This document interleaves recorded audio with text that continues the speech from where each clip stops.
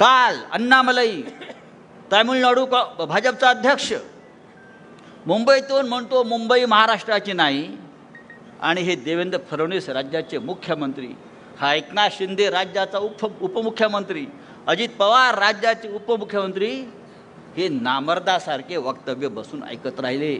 दुसरा मुख्यमंत्री असता ममता बॅनर्जीसारखा, तर त्या अण्णामलईला मुंबईच्या बाहेर पडू दिलं नसतं, त्याच्यावरती गुन्हा दाखल करून त्याला अटक केली असती महाराष्ट्राचा आणि मराठी माणसाचा अपमान केल्याबद्दल.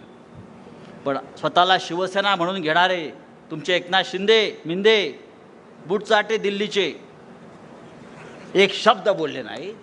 महाराष्ट्रावर मराठी माणसावर एक बाहेरचा माणूस येऊन हल्ला करतो.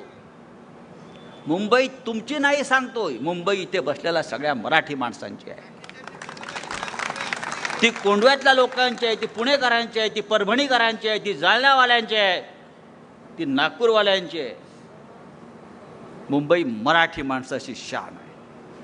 मुंबईतून जर पुणे सांगत असेल, आणि याच मुंबईच्या रक्षणासाठी बाळासाहेब ठाकरेंनी 60 वर्षापूर्वी शिवसेनेची स्थापना केली.